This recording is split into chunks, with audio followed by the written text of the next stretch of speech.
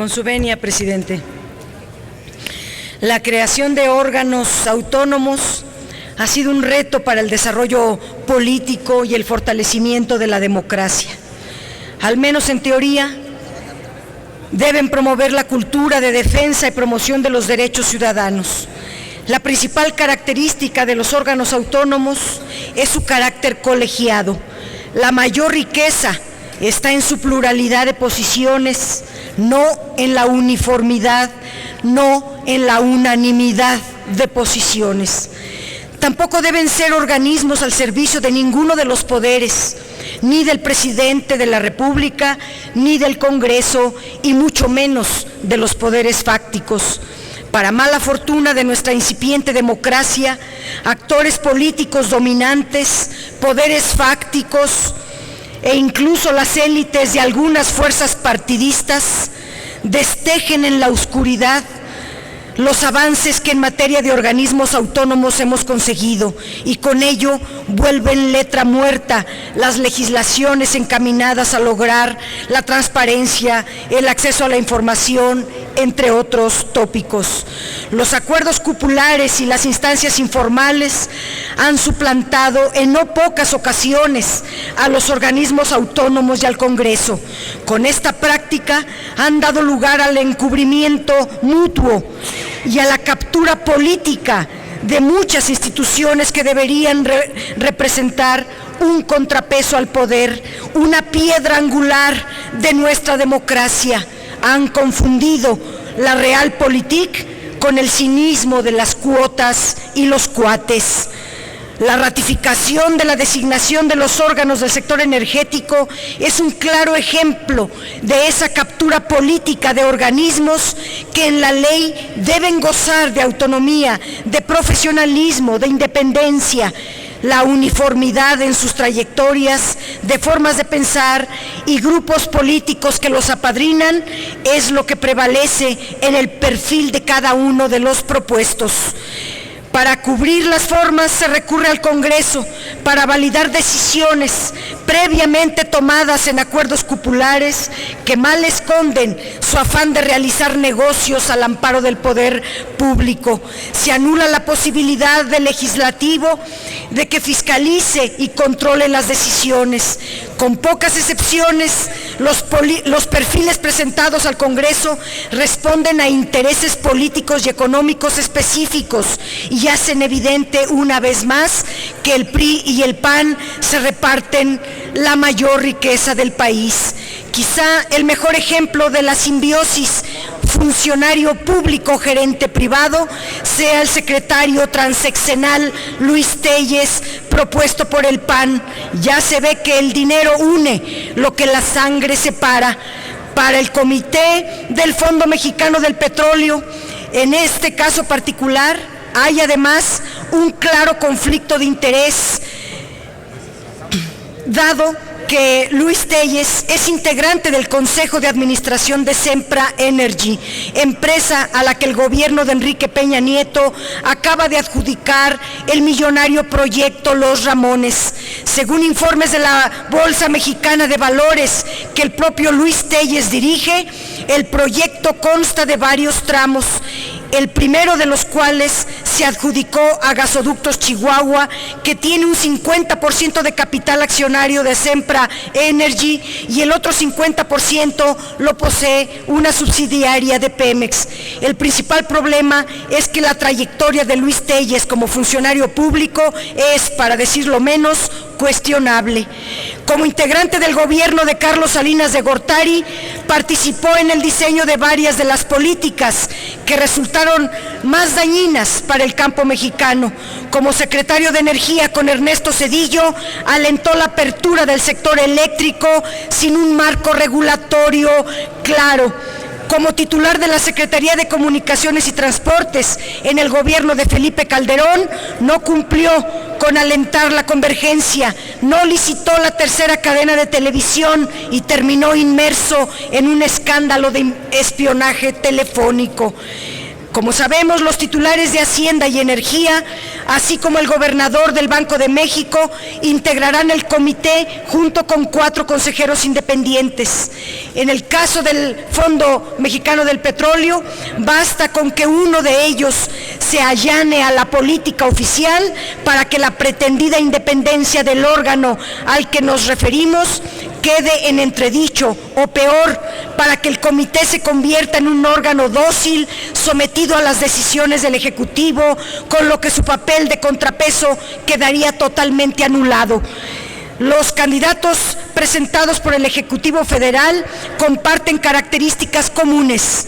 Forman parte o están vinculados a la tecnocracia dorada que en los años recientes agudizó la crisis del modelo petrolero. Además, sus perfiles los vinculan a empresas y consorcios con intereses en el sector energético. Y no solo deberíamos discutir si tales perfiles son los más convenientes en el contexto de esta reforma, sino incluso estar atentos a las violaciones a la ley que ustedes acaban de aprobar, como es el artículo 9 de la ley del Fondo Mexicano del Petróleo, en varios casos que por el tiempo me referiré en una segunda participación. Tanto uniformaron los perfiles que los proponentes olvidaron el detalle de incluir a mujeres valiosas, por ejemplo, no las ligadas a los intereses, pero sí a mujeres profesionistas de las instituciones públicas del país. La tecnocracia masculina estará pues a cargo de una institución responsable del manejo de enormes recursos públicos y de decisiones que darán rumbo al principal sector primario del país. En Pemex, como sabemos, el Consejo de Administración estará formado por 5 funcionarios federales y 5 consejeros denominados independientes, quienes, si nos atenemos a las trayectorias de los propuestos, podrían estar no al servicio de la nación, sino de las petroleras privadas. Los consejeros, que son a su vez funcionarios públicos, jugarán 2 papeles. Representarán a las secretarías de Energía y Hacienda, por lo que procurarán seguir los lineamientos de sus titulares, y por otra parte habrán de velar por los intereses de Pemex y de la CFE, lo que podría provocar conflicto de interés.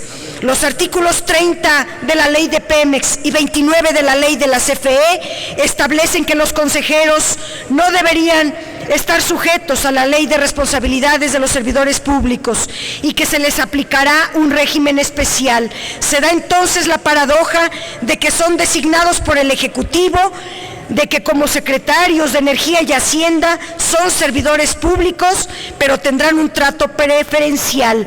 Son funcionarios públicos para cobrar y no para rendir cuentas de sus decisiones. Con esta fórmula se sienta un precedente funesto que libera a los servidores públicos de rendir cuentas de sus actos. Además, tanto Pemex como CFE se subdividirán en filiales y subsidiarias, y cada filial y subsidiaria contará con su respectivo consejo de administración. Los consejeros recibirán pagos de emolumentos enormes a valor de mercado con recursos públicos, pero no serán considerados servidores públicos. Se les dota de facultades para crear las normas de su propio funcionamiento. Lo llaman autonomía de gestión cuando se trata en realidad de usurpación de facultades que corresponden al Congreso de la Unión, muy en particular de la Cámara de Diputados, en materia de fiscalización, auditoría y fijación de salarios.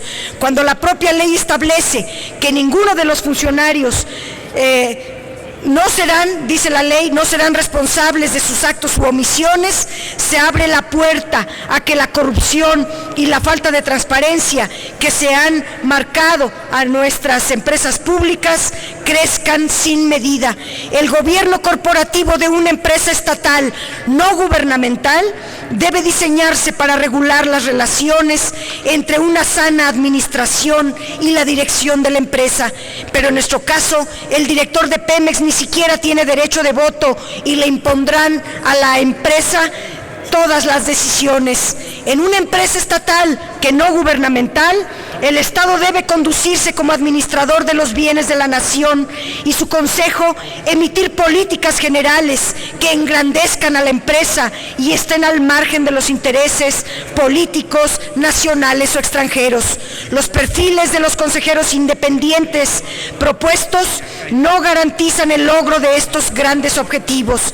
Estamos frente a un modelo de centralización presidencialista y no de autonomía productiva. Esto contraviene cualquier noción de gobierno corporativo. Los nombres que hoy se votarán por la Santa Alianza Energética PRI-PAN estarán sujetos a presiones políticas, a conflictos de interés y representarán un grave retroceso porque son accionistas, contratistas o deudores importantes de Pemex. El modelo corporativo está pensado para el negocio de unos pocos y para beneficiar el interés privado, no para cuidar y administrar o acrecentar las ganancias y utilidades de la empresa pública, que todavía ahora es productiva y que sin duda perderá su productividad, su competitividad, su fortaleza, el tamaño alcanzado por Pemex a lo largo de décadas y de esfuerzos. Los propuestos por el Consejo de Administración, para el Consejo de Administración de Pemex, tienen un perfil empresarial, que saben actuar para beneficiar a las empresas a las que sirven. Entre ellos tenemos a un expresidente de la consultora, un exdirector de ICA, el de Industrias Peñoles, y quiero detenerme solamente en el expresidente de British Petroleum, cuyo nombramiento viola abiertamente la ley. Casos similares se repiten también en otros nombramientos. Pero en el caso del ingeniero mecánico Octavio Francisco Pastrana, expresidente de British Petroleum de 1995 a 2007, presidente de la empresa Insolux de México de 2007 a la fecha y director. Me están emocionando en el tiempo, voy a respetar, presidente, y en una segunda oportunidad hablaré de British Petroleum con mucho detalle. Termino diciendo que los consejeros independientes de la Comisión Federal de Electricidad, de los 4 consejeros propuestos por el Ejecutivo Federal, uno de ellos incumple claramente el requisito de no pertenecer a más de 4 juntas directivas u órganos de administración. Eso viola la fracción 6ª del artículo 20 de la ley de la CFE. En el caso del economista Luis Fernando de la Calle Pardo, que es miembro de 4 organizaciones, además de su propia consultoría. Es evidente que el PAN y el PRI se asignaron cuotas en los organismos cuyos consejos están por votarse el día de hoy, lo cual no hace sino corroborar el debilitamiento sistemático y al deterioro de la imagen de organismos e instituciones que deberían ser salvaguarda de nuestra democracia. Lo contrario es facilitar el camino a la lógica autoritaria y al nuevo centralismo político que define al actual grupo en el poder. Pemex y CFE dejaron de ser empresas del Estado y se convirtieron en propiedad exclusiva de un duopolio político que gobierna desde que entró el neoliberalismo a nuestro país. Les llaman pomposamente empresas productivas del Estado, pero serán empresas desmanteladas justamente por el Estado. Gracias. Gracias.